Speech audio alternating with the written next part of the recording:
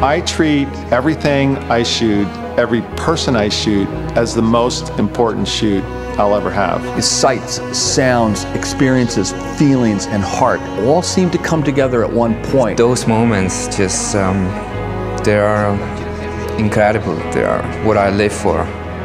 The concentration just gets funneled in. This is passion. This is what photography is about to me.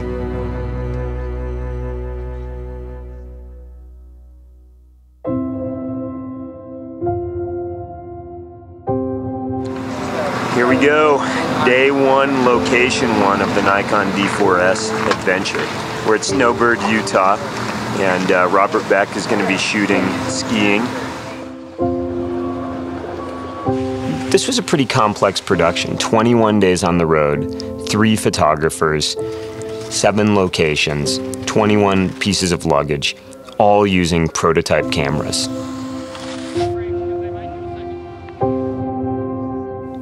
Going into a project like this, working with prototypes, creates a little bit of tension. You're not sure how the piece of technology will perform.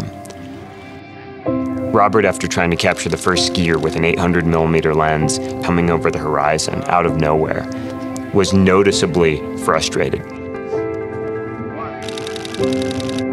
But then he was delighted, all of us were delighted, to realize that the camera picked up the skier faster than Robert could even pick up the skier. Wow.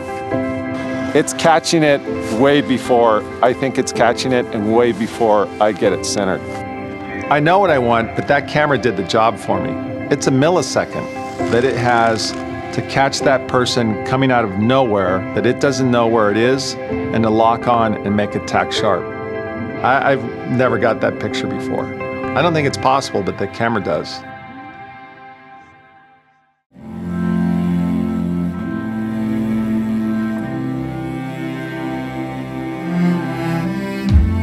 For me, it was fascinating to work on this project. I think part of the excitement was the fact that I love photography and I love visual storytelling. So to have the ability to really be a fly on the wall and watch these guys at work was fascinating to me. I mean, anytime you get to watch experts at their craft, you grow, you learn. And to me, watching people like Dave, Robert, and George is really quite an amazing experience. It's being around people that love what they do. That usually comes across on video, and that was really my goal with this short film. Dave would really first analyze the situation and build a lighting scenario, consciously decide what he wanted in terms of light, composition, background, foreground, and the moment, and then he would construct that scene. Robert, on the other hand, would allow the game, allow the athletes to play out in front of him, allow it to become a real sporting event so that he could slide into the best position and begin capturing storytelling images. George's approach to making pictures is to really just be there and wait for Mother Nature to dish out something that's incredible.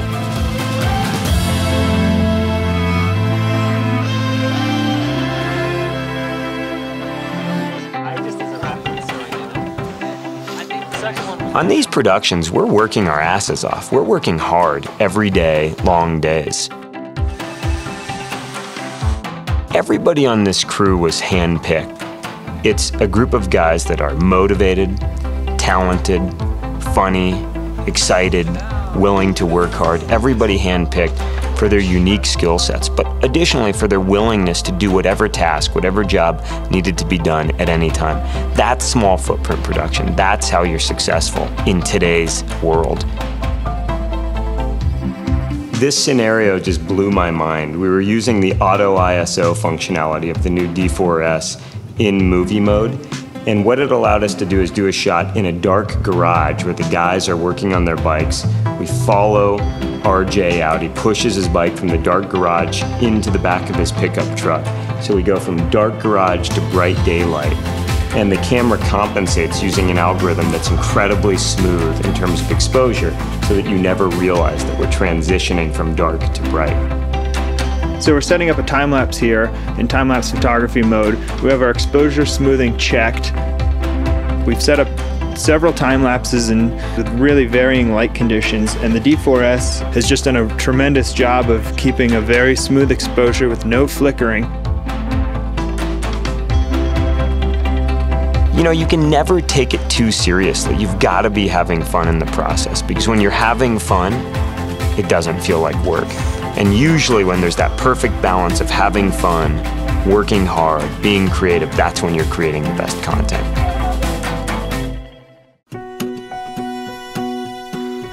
We were shooting in pretty sensitive locations. We wanted to shoot speed skating at the Olympic Ice Oval in Salt Lake City. The only way to close the Olympic Ice Oval track was to shoot through the night. Filmmaking is really about finding solutions. It's about being tough, about not complaining, and putting yourself in situations that will allow you to create great content. Thankfully, it's LED. If this was an HMI, I wouldn't be able to do this without blowing my back out because I'm not that strong. Well, we're monitoring as they go around this Olympic oval track. We're follow focusing, we're cam hopping, and the Movi is in one of the skaters' hands. It's a wrap. Adios, Utah. Good morning. It's 5:30 a.m. What Dane left out is, it's not that it's 5:30 a.m. We do that all the time. It's just we never went to bed. We shot all night, and we're going to leave to get on an 8 o'clock flight in about 30 minutes.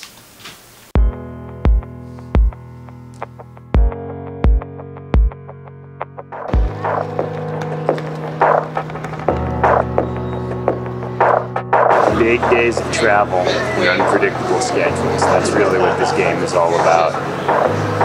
12 hours in airports, no sleep, and we'll probably get to bed at midnight. And guess what? We're still going to shoot tomorrow. That's why we do it. We love this stuff.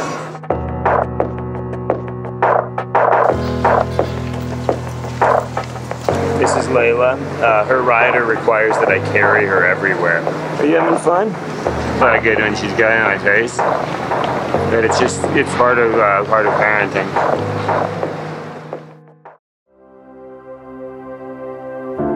When we were at the Superbike track with Dave, it was really cool to watch Dave, a master of lighting and a master of composition, work with the D4S to really create the feeling of speed. Dave is a guy that's always trying to push the limits creatively. He's always trying to see in a different way. You know, this is how still photographers at Dave Black's level make interesting pictures. Love it. It's not a zone focus. I'm not pre-focusing anywhere. I'm just using the group area F, and it's just tracking them right in, 65 miles an hour right here in this curve. Well, I'm going to lay down on the next series. It takes me a little bit of getting used to lay down. I tell you, you can just take the JPEG right out of the camera and publish it. Dude, nice the way it just rimmed out on him right there. The entire frame. I know. I love that energy that Dave brings to the table. No matter what, he's having fun. It keeps the athletes excited, and that's what happens with Dave Black. He's just always having a great time. And in turn, he's always making great pictures.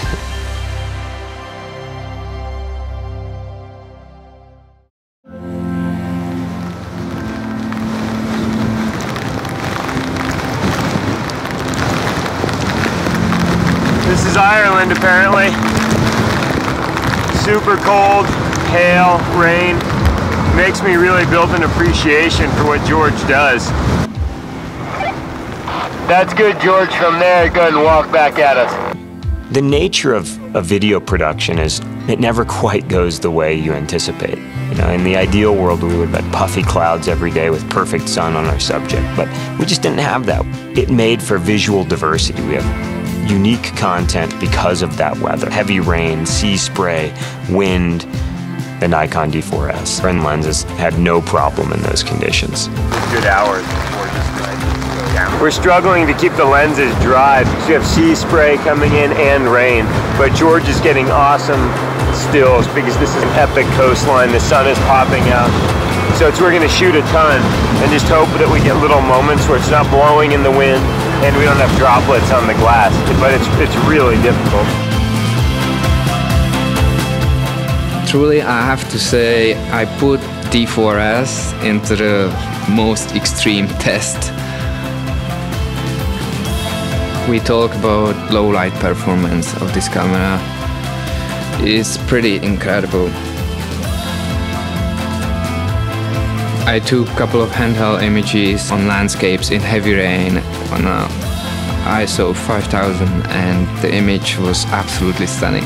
The image to me looked like 400.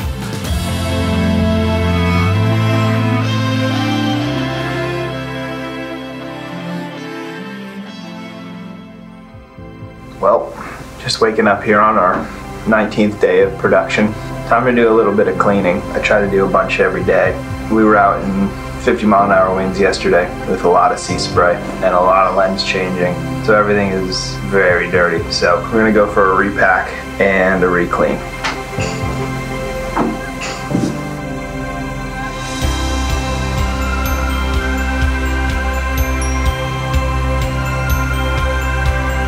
We just swapped the Movi from the jib for remote head, and we're gonna attempt to hang off this little ATV and get some tracking shots with the Movi.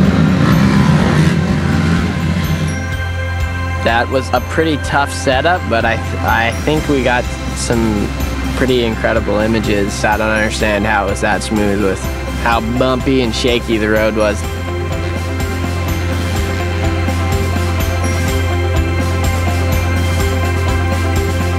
At every location, at every scenario, there seemed to be one or two shots that really worked, where just everybody knew it, this was working, we were creating cool content. We were shooting a lot of fast-paced, high-action sports, and so the ability to have 60 frames per second at full HD and know that we're going to be able to, you know, slow stuff down in post and speed ramp to it was pretty exciting for everyone.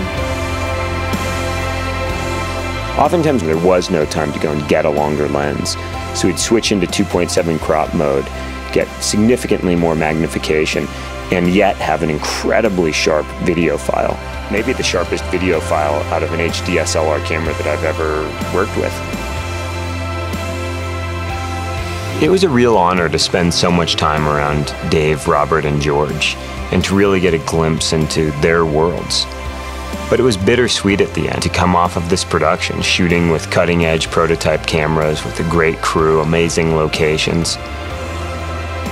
It was really a high. We were doing something amazing for 21 days. And it's that energy, it's that excitement that really keeps us going. When the production came to an end, it was really hard to say goodbye.